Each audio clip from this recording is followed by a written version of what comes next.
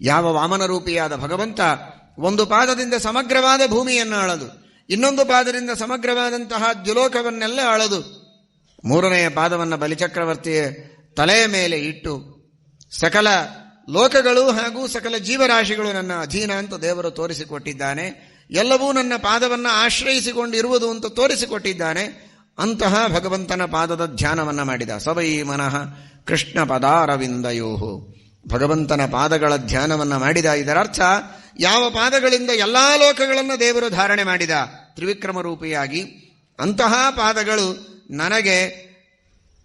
ನನಗೆ ಒಪ್ಪಿಸಿದ ರಾಜ್ಯವನ್ನು ರಕ್ಷಣೆ ಮಾಡುವ ಶಕ್ತಿಯನ್ನು ಕೊಡಲಿ. ದೇವರು ಇಡೀ ವಿಶ್ವವನ್ನೇ ಪಾದಗಳಿಂದ ವ್ಯಾಪಿಸಿದ್ದಾನೆ.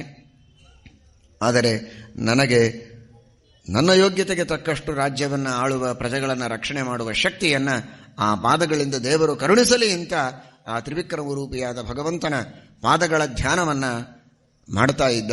ಹಾಗೆ ಮಾಡಿ ನಾವು ನಮ್ಮ ಅಧೀನದಲ್ಲಿರುವ ಜನರನ್ನು ಸರಿಯಾದ ಮಾರ್ಗದಲ್ಲಿ ನಡೆಸುವಂತೆ, ಅವರನ್ನು ರಕ್ಷಣೆ ಮಾಡುವಂತಹ ಶಕ್ತಿ ನಮಗೆ ಬರುವಂತೆ ಆ ಭಗವಂತನ ಪಾದಗಳಿಗೆ ನಾವು ಶರಣು ಹೋದರೆ ಸಾಧ್ಯವಿದೆ ಎನ್ನುವುದನ್ನು ನಮಗೂ ತಿಳಿಸಿಕೊಡ್ತಾನೆ. ಸವೈ ಮನಃ ಕೃಷ್ಣ ಪದಾರವಿಂದಯೋ, ಈ ತರಹದ ಅನುಸಂಧಾನದಿಂದ ಪಾದಗಳ ಚಿಂತನವನ್ನು ಮಾಡಿದಂತಹ ವ್ಯಕ್ತಿ. ಯಾವ ಪರಮಾತ್ಮನ ಪಾದಗಳ ಸ್ಪರ್ಶದಿಂದ, ಶ್ರೀರಾಮಚಂದ್ರ ದೇವರ ಪಾದಗಳ ಸ್ಪರ್ಶದಿಂದ, ಆ ಭಗವಂತನ ಅನುಗ್ರಹದಿಂದ, ಅವನ ದೃಷ್ಟಿ ಹಾಗೂ ಪಾದಸ್ಪರ್ಶ ಇವುಗಳಿಂದ ಅಹಲ್ಯೆಯ ಉದ್ಧಾರ ಆಗಿದೆ.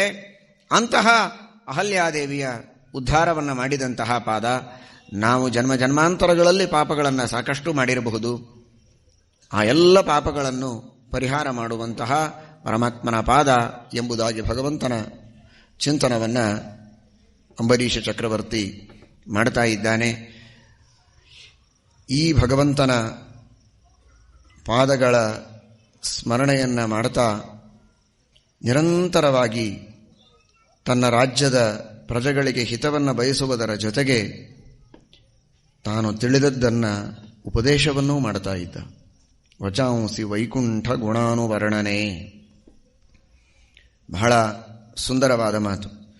ಮೊದಲು ಮನಃಕೃಷ್ಣ ಪದಾರವಿಂದಯೋಹೋ ಅಂತ ಹೇಳಿ ವಚಾಂಸಿ ವೈಕುಂಠ ಗುಣಾನುವರ್ಣನೆ ಅಂತ ನಂತರ ಹೇಳ್ತಾ ಇದ್ದಾರೆ. ಗಮನಿಸಿ, ಹೇಳೋದಷ್ಟೇ ಆಗಬಾರ್ದು. ಮನಸ್ಸಿನಲ್ಲಿ ಮೊದಲಿಗೆ ತಾನು ಧ್ಯಾನ ಮಾಡಿ ಆಮೇಲೆ ಇನ್ನೊಬ್ಬರಿಗೆ ಹೇಳಬೇಕು. ತಾನು ಅದರ ಸವಿಯನ್ನು ಅನುಭವಿಸಿ ಆಮೇಲೆ ಇನ್ನೊಬ್ಬರಿಗೆ ಹೇಳಬೇಕು. ಪುಸ್ತಕವನ್ನು ಓದೋದು ಹೇಳೋದು, ಓದುವುದು ಹೇಳೋದು ಹೀಗಾಗಬಾರದು ಅಂತ ಅಂಬರೀಷ ನಮಗೆಲ್ಲ ತಿಳಿಸಿಕೊಡ್ತಾನೆ. ಹೇಳಿ, ಆದರೆ ಹೇಳುವಕ್ಕಿಂತ ಮೊದಲು ನೀವು ಮಾಡಿ ಆಮೇಲೆ ಹೇಳಿ. ಅಂದರೆ ಆ ಹೇಳುವುದರೊಳಗೆ ಅನುಭವದ ಹಿನ್ನೆಲೆ ಇದ್ದಾಗ ಪರಿಪೂರ್ಣವಾಗಿ ಸರಿಯಾಗಿ ಶ್ರದ್ಧೆಯಿಂದ ನೀವು ಹೇಳೋದಕ್ಕೆ ಸಾಧ್ಯ, ಹೇಳಿದ್ದರ ಪರಿಣಾಮ ಆಗುವುದಕ್ಕೆ ಸಾಧ್ಯ ಇದೆ.